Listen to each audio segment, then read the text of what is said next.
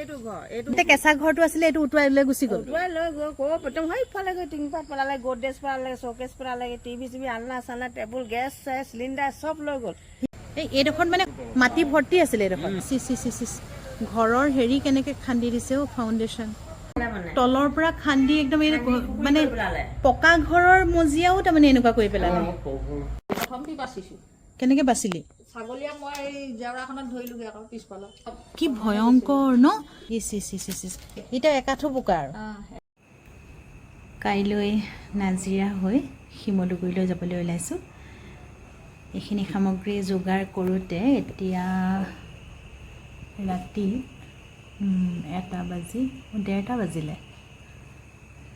বাজিলে আৰু বিশেষকৈ এয়া কিতাপ মানে এইখন কি হৈছে মোৰ আগৰ বছৰৰ মানে আমাৰ হেণ্ডবুক টিচাৰৰ হেণ্ডবুক মানে ক্লাছ 10ৰ গণিত আৰু 9ৰ গণিত লৈ লৈছোঁ দুইখন কাৰণ এইবছৰ নতুন আহিছে তাত মানে কেইটামান অংক বেছিকৈ দিছে কিন্তু এইকেইখনে সম্পূৰ্ণ চেপ্টাৰটো আছেই পিছত যেতিয়া চৰকাৰে পুনৰ কিতাপ পঠিয়াব সেইখিনি সময়লৈকে তেওঁলোকে পাৰিব আৰু এয়া অলপ বহি কিনি লৈছোঁ পেঞ্চিল ৰবৰ কলম আৰু এতিয়া যিহেতু সকলোৱে ঘৰ চাফা কৰি আছে পটককৈ ভোক লাগিলে অকণমান মেগী খাই ল'ব ভাল বস্তু নহয় যদিও মানে এইটো ফাষ্ট ফুড আৰু উপায় নাই আৰু এইখিনি যোগাৰ কৰি লৈছোঁ নাজিৰাটো দাদা এজন একদম সৰ্বশ্ৰান্ত হৈছে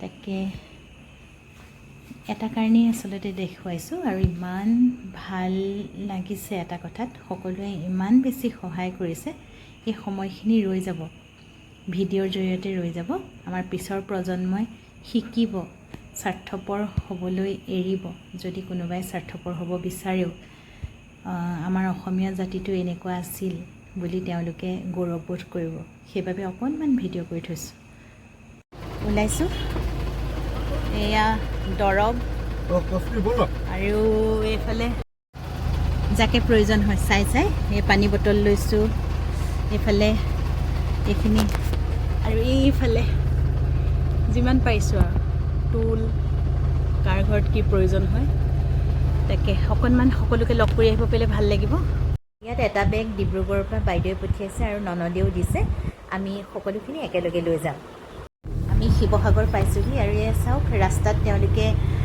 কেম্প পাতি থাকিব লগা হৈছে কাষৰ ঘৰবোৰ দেখিছোঁ যথেষ্ট পানীৰে ডুবি আছে আমি এই বিহুবৰ ৰাস্তাইদি গৈ আছোঁ মানুহবোৰৰ অৱস্থা চাওকচোন এইবোৰ বা গোটেই লেপ মানে অৱস্থা চাওকচোন কেনেকৈ খান্দি লৈ গ'ল চাওক এইবোৰ চব অৱস্থা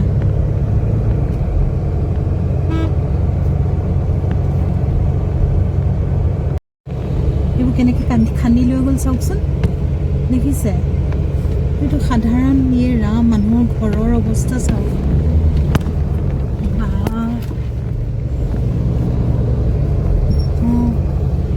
ৰাম কি অৱস্থা মই এইখিনিকে চাবলৈ আহিব পৰা নাছিলোঁ ইমান বেয়া লাগিছিলে এইবছৰ ইমান বান সাহাৰ্য গোটেই ৰাস্তাটো বান সাহাৰ্যৰ গাড়ী মানে দেখি ভালো লাগিছে সেইখিনি কি হ'ব ৰাম কেনেকৈ বেছি ছাইডলৈ নাযাবা বৰ বেয়াকৈ খান্দি নিলে দেই গোটেই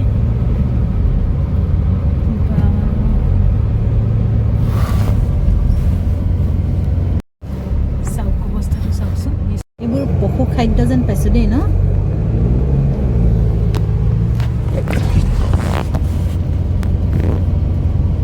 চব বান সাহাৰ্য দিয়া গাড়ী দোকানখন ভাগি থাকিলে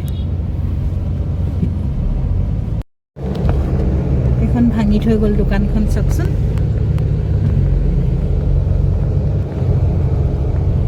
চবফালে অৱস্থা নাই মানুহৰ ইমান যে সাহাৰ্য দিয়া মানুহ বা মানে অপৰ্যাপ্ত পৰিমাণে পাইছে বাৰু দেই কাৰ্টুন হিচাপে পানী বটল দিছে আৰু চাউল দিছে চাওকচোন ইমান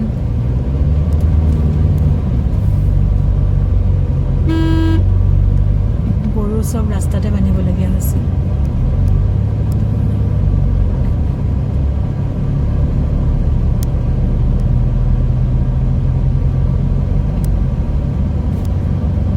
মানুহৰ থোপ চাওকচোন, গাড়ী দেখি ইমান সাহাৰ্য।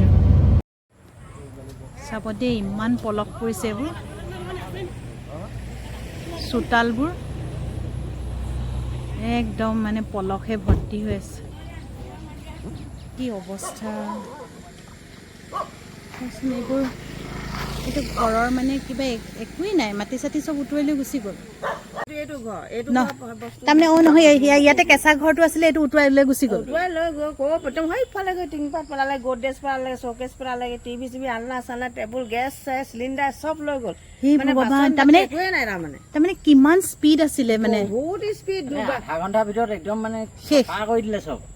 আহি পিনি দুবাৰ আহিও আমাক নিব নোৱাৰো বুলি গুচি গুচি গৈছেগে। তাৰমানে ইমানেই সুত আৰু ইমানেই সুত। তাৰপিছত গোটেইখনে কাজিয়া বোলে, মানে গাড়ী নিদিয়ে যাবলৈ, আপুনি মানুহ নুলিয়ালৈকে যাব নোৱাৰে, গাড়ীখন যাব নিদিওঁ। মানুহ যদি নুলিয়াই তেতিয়া যাবলৈ নিদিওঁ আমি বোলে। দুবাৰ ঘূৰি গুচি গ'ল। ভগৱান, তলৰ পৰা খান্দি একদম মানে পকা ঘৰৰ মজিয়াও তাৰমানে এনেকুৱা কৰি পেলালে। হে ভগৱান, এইডোখৰত মানে মাটি ভৰ্তি আছিলে, মাটি ভৰ্তি আছিলে এইডোখৰত। অ ৰাম, কি আচৰিত! চব পানী। ঘৰৰ হেৰি কেনেকে খান্দি দিছে অ, ফাউণ্ডেশ্যন। পকা ঘৰ কেনেকে বাচিলি? ছাগলীয়াক মই এই জেওৰাখনত ধৰিলোগে আকৌ পিছফালে। অ ৰাম ৰাম, কি ভয়ংকৰ ন! তুমি একদম এইফালেদি পানী ওলাই গৈছে। এই কাঁহী বাতি সেইফালে গ'ল আকৌ। অ কাঁহী বাতি প্ৰায় গুচি গ'ল। কিমান গ'ল? আৰু সেইবোৰ দৰকাৰো নাই যে, সেইবোৰ বিচাৰি নাথাকো গেলাবোৰ। অ তাৰমানে ইয়াত একদম পুৰা এতিয়াও একাঠো বোকা, আৰু বোকা নহয় পলস। আমি বালিগাঁৱলৈকেহে আগবাঢ়ি যাব পাৰিলোঁ। আৰু দেখিলে নহয়, শিমলুগুৰিৰ বগৰীগুৰি, কেন্দুগুৰি, বালিগাঁও কেনেকৈ খহাই লৈ গুচি গ'ল। কাৰো চোতাল বুলিবলৈ নাই। বানাক্ৰান্তসকল ৰাস্তাত বহি আছে অকণমান সাহাৰ্যৰ আশাত। কিন্তু এটা কথা বৰ ভাল লাগিল, মানে এই দুখৰ মাজৰ সুখ বুলি যে কয়, ইমানেই বান সাহাৰ্য দিয়া গাড়ী, ইমানেই বান সাহাৰ্য দিয়া গাড়ী। আমি বালিগাঁৱৰ এঘৰত যেতিয়া আছিলোঁ, তেওঁলোকৰ ঘৰলৈ কলিয়াবৰৰ, নগাঁৱৰ কলিয়াবৰৰ চুলুঙৰ পৰা 3জন লোক আহিছে। আহি তেওঁলোকক নিজেই বিচাৰি ঘৰৰ ভিতৰত গৈ সাহাৰ্য দি আহিছে। বেডশ্বীট দিছে, আঁঠুৱা দিছে। তেনে বৰ সুন্দৰ দৃশ্য সঁচাকৈ। তাৰমানে মানৱতা যে শেষ হৈ যোৱা নাই, এই প্ৰলয়ংকাৰী বানপানীয়ে প্ৰমাণ কৰি থৈ গ'ল। এয়া হৈছে দুখৰ মাজৰ সুখ। আৰু অতি সোনকালে এতিয়া সকলোৱে যৎপৰোনাস্তি চেষ্টা কৰিছে, গোটেই সমগ্ৰ ভাৰতৰ লোক আহিছে, যাতে অতি সোনকালে উজনি অসম ঠন ধৰি উঠে, সকলোৱে সাধাৰণ জীৱন যাপন কৰিব পাৰে, আৰু সকলোৱে যাতে জীৱনটো নতুনকৈ আৰম্ভ কৰে। যিখিনি আমি ভুল কৰিছিলোঁ, সেই ভুলখিনি শুধৰণি হওক। আৰু সকলোৱে এটাই আমি যে কওঁ, মানে আমি সকলো ভাই ভাই চাওক। এতিয়া এনেকুৱা অৱস্থা হৈছে যে যিসকল আহিছে আমাক সহায় কৰিবলৈ, আমাৰ উঠি অহা প্ৰজন্মই একদম যিসকল আৰামত থাকি ভাল পাইছিল, তেওঁলোকে ইমান যে যৎপৰোনাস্তি চেষ্টা কৰিছে, বোকা খচকিছে, মানে সকলোকে গৈ যেনে তেনে তেওঁলোকে উদ্ধাৰ কৰিবলৈ চেষ্টা কৰিছে, এমুঠি অন্ন দিবলৈ চেষ্টা কৰিছে। ইমান যে মানে কি বুলি ক'ম, মই মাত্ৰ বানাক্ৰান্তসকলক চাবহে পাৰিছোঁ। আৰু যিসকলে ইমান সাহাৰ্য দি আছে, বুকু ভৰি গৈছে, সঁচা কথা কৈছোঁ। সকলো সুন্দৰ হওক, পুনৰ সুন্দৰ হওক। মানুহবোৰৰ মনবোৰ কিন্তু সুন্দৰ হৈছে। আৰু বহুতে কাৰোবাৰ অন্তৰত যদি অলপ পলুষ কালিমাও আছিলে কাৰোবাৰ প্ৰতি, আৰু সকলোবোৰ এই প্ৰলয়ংকৰী বানে উটাই নিছে বুলি মোৰ বিশ্বাস। আমি যে ভাবোঁ বাহিৰৰ মানুহবোৰ খুব জটিল, কিন্তু তেওঁলোকেও আহি আমাক ইমান সহায় কৰিছে। এতিয়া তেওঁলোকৰ কিবা এটা বিপদ হ'লে আমি দৌৰি যাম, এনেকুৱা অৱস্থা এটা সৃষ্টি হৈছে। মেৰা ভাৰত মহান, জয় আই অসম।